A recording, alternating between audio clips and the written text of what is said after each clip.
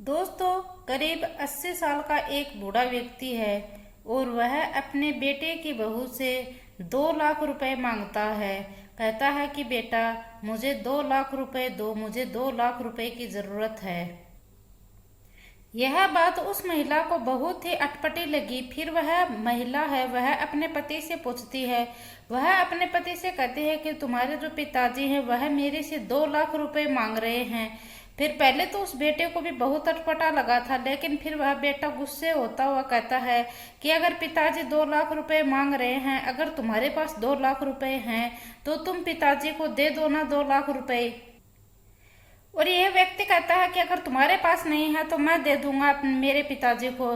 तो ये महिला कहती है कि नहीं नहीं, मेरे पास 2 लाख रुपए तो हैं, ठीक है मैं दे दूंगी पिताजी को।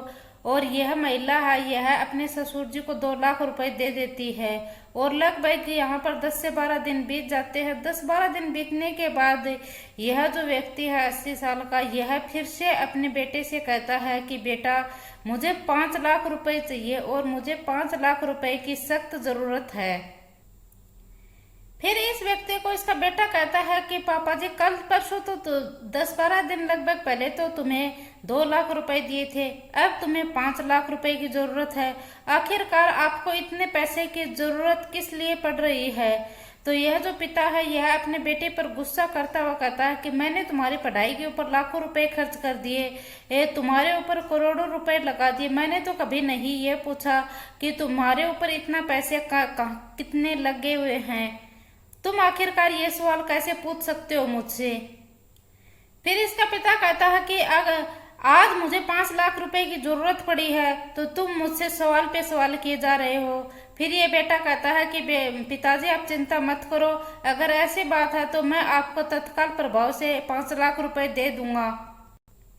और यह बेटा यह अपने पिताजी को तुरंत 5 लाख रुपए का इंतजाम कर कर यह 5 लाख रुपए दे देता है। यह बेटा अपने पिता को 5 लाख रुपए दे तो देता है, फिर इस बेटे के दिमाग में आता है कि मेरे पिता के खाते में लाखों रुपए का कारोबार है और मेरे पिता के खाते में भी बहुत सारे पैसे हैं, और यह एक प्रॉपर्टी डीलर है जिसके पास बहुत सारे पैसे। मेरे पिता करने शुरू कर देता है। यह बेटा अपनी तरफ से जानकारी जुटाना शुरू कर देता है कि आखिरकार मेरे पिताजी को इतने पैसे की जरूरत कैसे पड़ रही है। फिर उस बेटे ने जांच पड़ताल की तो पता चलता है कि जो ये 80 साल का बुजुर्ग है, इसकी एक नहीं बल्कि 4 लड़कियों के साथ इसके बातें चल रही हैं, और साथ ही पिछले 21 महीने में इसने 734 ऐसी लड़कियां हैं जिसमें 8 करोड़ और 70 लाख रुपए हैं, वह ट्रांसफर किए हैं इधर से उधर, उधर से इधर। फिर इस बेटे ने देखा कि मेरे पिता के साथ कुछ न कुछ बड़ा घपला हुआ है, घोटाला हुआ है। फिर यही बात उस बेटे ने उस पिता से कही। फिर उस पिता के भी पैरों तले की जमीन खिसक जाती है, और साथ ही इस बेटे की भी पैरों तले की जमीन खिसक जाती है जब इसके पिता के 8 करोड़ 70 लाख रुपए के इधर से उधर हुई बात इस बेटे के सामने आती है। तो और फिर इस बेटे के पिता को तत्काल प्रभाव से हॉस्पिटल में भर्ती किया जाता है, और जो आगे बहुत कहानी होती है वह वाकई में ही बहुत सोचने और समझने की कहानी होती है और सोचने पर मजबूर कर देती है। नमस्कार, राधे राधे, जय श्री कृष्ण। दोस्तों, मैं पूजा आज की जो आपकी सच्ची घटना सुनाने जा रही हूँ, यह सच्ची घटना है महाराष्ट्र प्रदेश की राजधानी मध्य मुंबई की। दरअसल अप्रैल 2023 की यह बात है। 78 साल का एक व्यक्ति होता है।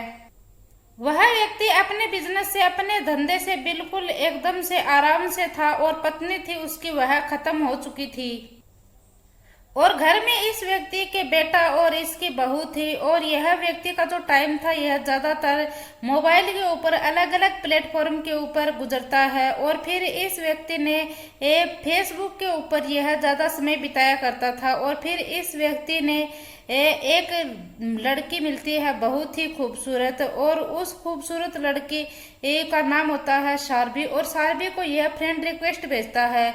तो यह जो आगे वाली लड़की यह फ्रेंड रिक्वेस्ट को डिलीट कर देती है, यह ध्यान नहीं देती है। फिर इस व्यक्ति को बहुत ज्यादा गुस्सा आता है और यह 2-3 दिन तक इंतजार करता है। और फिर 2-3 दिन के बाद उस जो लड़की थी शारबी की तरफ से इस व्यक्ति के पास फिर से फ्रेंड रिक्वेस्ट आ जाती है। फिर इस बुजुर्ग व्यक्ति को पहले तो गुस्सा आता है, ये सोचता है कि मैंने फ्रेंड रिक्वेस्ट भेजी, तब तो इसने एक्सेप्ट नहीं की और अब ये फ्रेंड रिक्वेस्ट भेजती है। ऐसे ही करते करते इन दोनों के बीच में जो बात का सिलसिला था, मैसेंजर का सिलसिला था, वह आगे बढ़ जाता है। फिर ये जो आगे वाली महिला है शारबी, यह उस बूढ़े व्यक्ति से कहती है कि देखो साहब, मैं तो एक तलाकशुदा महिला हूँ और मेरे एक बेटा है, और मैं तो जो व्यक्ति देखता है वह सिर्फ मुझे मेरे ऊपर डेरा ही डालना चाहता है, और मैंने आपको भी कुछ ऐसा ही समझा। फिर ये व्यक्ति उस महिला से कहता है कि देखिए, मैं 78 साल का व्यक्ति हूँ, मेरी पत्नी है वह इस दुनिया में नहीं रही है, और मेरा अच्छा खासा बिजनेस है, मेरे घर में किसी चीज की कोई कमी नहीं है, मैंने तो ऐसे ही आपको फ्रेंड रिक्वेस्ट भेज दी, अगर आपको बुरा लगा हो तो उसके लिए सॉरी।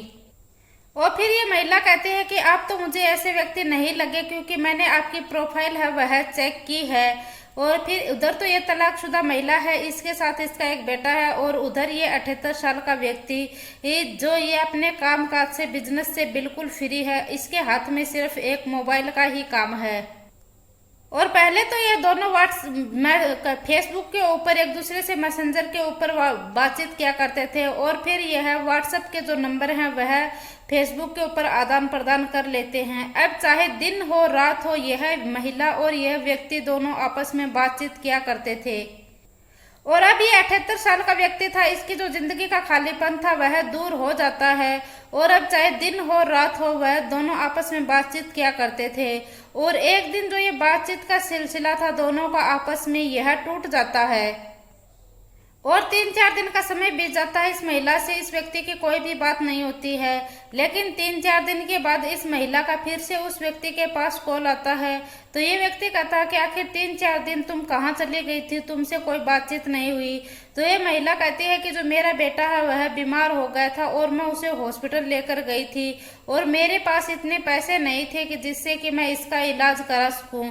उस व्यक्ति ने सिर्फ यह बात सुनी, यह बात सुनते ही, और ये व्यक्ति कहता है कि तुम्हें पैसे की कोई चिंता नहीं, मैं तुम्हारा दोस्त हूँ, अगर दोस्त दोस्त के काम नहीं आएगा तो फिर किस काम के दोस्त हम। मैं तुम पैसों की बिल्कुल भी टेंशन मत लो, मैं तुम्हें सभी पैसे दूंगा, तुम अपने बेटे का इलाज है वह अच्छे तरीके से करवाओ। ऐसे ही करते करते 2-3 महीने का समय है वह बीत जाता है, और 2-3 महीने का समय बीतने के बाद इस महिला की इस व्यक्ति से फिर से एकदम से बात होना बंद हो जाती है। फिर यह व्यक्ति है, यह शारबी से बात करने की बहुत कोशिश करती है, लेकिन यहाँ पर उसके साथ उसकी कोई बात नहीं होती है। लेकिन कुछ समय बीतने के बाद यहाँ पर एक लड़की का इसके पास कॉल आता है व्हाट्सएप के ऊपर, और वह लड़की कहती है कि मैं शारबी की बहुत अच्छी दोस्त बोल रही हूँ, तुम बहुत अच्छे व्यक्ति बताए जा रहे हो। और फिर पहले तो इस बूढ़े व्यक्ति की तारीफें की जाती है, तारीफें करते करते फिर ऐसे ही बातों का सिलसिला है वह आगे बढ़ जाता है, और इन दोनों की दोस्ती है वह आगे बढ़ जाती है तारीफें करते करते। और यह जो शारबी की दोस्त बताई जा रही थी, ये जो महिला ही कविता, यह इस बुजुर्ग व्यक्ति के साथ कुछ ऐसी बात करती थी, ऐसी गंदी गंदी बातें करती थी जिससे इस बुजुर्ग व्यक्ति को अच्छा लगे। और यह सब कुछ बातों का सिलसिला था, यह सब कुछ ऑनलाइन ही चल रहा था बातों का सिलसिला, और यह कुछ बातें के सिलसिला है, यह कुछ इस हद तक बढ़ जाता है, और यह एक दूसरों को फोटो के ऊपर, फोन के ऊपर देख देख कर ही बातें किया करते थे।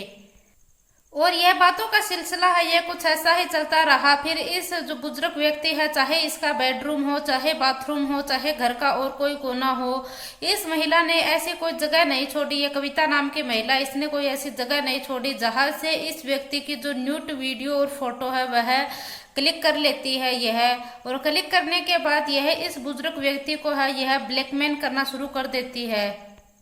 और फिर ये जो महिला है कविता नाम की, यह इस व्यक्ति से ब्लैकमेल कर करके इसे पैसों की डिमांड वह करने लग जाती है। अब यह अप्रैल 2023 की बात की यह कहानी शुरू होती है, और फिर नवंबर 2023 आता है, और फिर जो अगला साल है 2024 वह आ जाता है।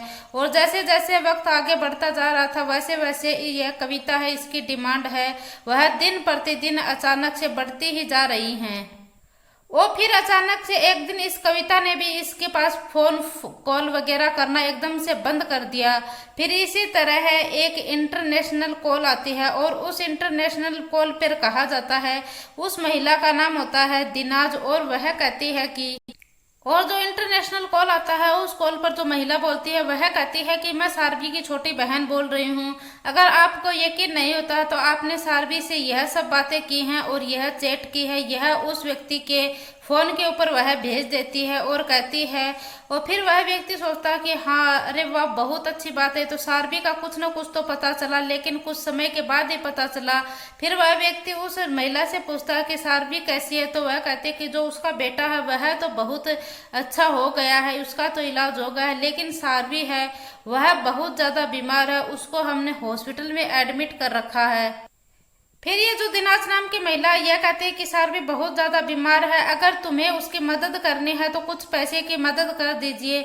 लेकिन जो ये 70-80 साल का ये बुजुर्ग व्यक्ति था, यह देखता है कि इसने इस सारवी नाम की महिला से कई दिनों तक फोन पर बातें की थी, तो यह इसको दया आ जाती है, तरस आ जाता है। यह सोचता है कि मैं इसकी कुछ ना कुछ हेल्प तो जरूर ही करूंगा। और फिर जैसे जैसे वह महिला दिनाज वह उस व्यक्ति से, बूढ़े व्यक्ति से पैसे मांगती थी, वैसे वैसे वह उसे पैसे दे देता है और उसका इलाज वह शुरू हो जाता है। लेकिन कुछ समय के बाद वह जो महिला है दिनाज वह उसे खबर देती है कि जो सारवी है वह इस दुनिया में नहीं रही है, और उस व्यक्ति को सारवी की मरी हुई कुछ फोटो वगैरह और कुछ ऐसे दिखा दे जाती है, जिससे उसको तसल्ली हो जाती है। फिर एक और लड़की आती है चौथी, जिसका नाम होता है जैस्मिन, और जैस्मिन भी इससे बातें करना शुरू कर देती है। और जैस्मिन एक ऐसी महिला थी जो यह बहुत कम समय में इस बुजुर्ग व्यक्ति को अपने जाल में फंसाना चाहती थी। और यह जैस्मिन है, यह कहती है कि कविता से मुझे तुम्हारी कुछ वीडियो, कुछ फोटो मिली हैं, अगर तुमने मेरी जो डिमांड है वह पूरी नहीं की तो मैं तुम्हारी ये फोटो और ये वीडियो है यह सोशल मीडिया के ऊपर अपलोड कर दूंगी। और वह बुजुर्ग महिला है, वह इन लड़कियों के जाल में फंसा ही जा रहा था, और अब तक वह 4 लड़कियों के साथ बात कर चुका था, और सभी लड़कियों ने अलग अलग तरीके से उस बुजुर्ग व्यक्ति को ठगा ही था। और फिर ये जो लड़की है जैस्मिन, यह भी इस बुजुर्ग को ठगने के, यह बहुत ज्यादा उतावली थी इस बुजुर्ग व्यक्ति को ठगने के लिए। और फिर ये जैस्मिन है, यह उस व्यक्ति से कहती है कि मैंने तो लेटर लिख दिया है, मैं अब खत्म होने जा रही हूँ, अगर तुमने मुझे पैसे नहीं दिया तो मैं तुम्हारे नाम पर लेटर लिखा है और सब कुछ होगा वह तुम्हारे नाम ही होगा, या तो तुम मेरी डिमांड पूरी कर दो या फिर मैं खत्म होने जा रही हूँ। इस व्यक्ति ने इसे तमाम कोशिशें की कि मेरे पास पैसे नहीं है, मेरे पास जो पैसे थे वो मैं सभी के सभी पैसे लुटा चुका हूँ, मेरे पास कोई पैसे नहीं है। फिर इस लड़के ने कहा कि तुम जैसे तैसे कर कर मुझे तो पैसे दो, मुझे नहीं पता। तो यह जो व्यक्ति है यह पहले तो अपने बेटे की बहू से 2 लाख रुपए लेता है, और फिर से इस लड़की की डिमांड है वह और ज्यादा बढ़ जाती है। फिर इस व्यक्ति ने अपने बेटे से 5 लाख रुपए लिए, और फिर इस व्यक्ति का जो बेटा है वह इसकी जांच करता है, जांच पड़ताल करता है। तो वह बैंक में जाता है, बैंक में जाकर इसकी जांच पड़ताल करता है, तो इसे पता चलता है कि जो इसका पिता है उसके पिता के खाते से 8,70,00,000 रुपए हैं वह 734 बार ट्रांजैक्शन किए जाते हैं, और चाहे ये यूपीआई के माध्यम से हो या फिर अलग अलग और कोई किसी के माध्यम से हो। और आखिरकार ये है 8,70,00,000 रुपए थे यह निकल जाते हैं। और फिर 22 जुलाई 2025 को यह पता चलता है।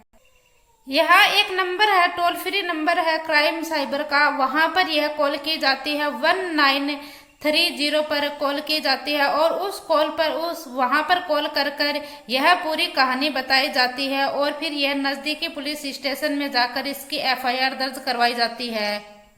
6 अगस्त 2025 को नजदीकी पुलिस स्टेशन में जाकर वहां पर एफआईआर दर्ज करवाई।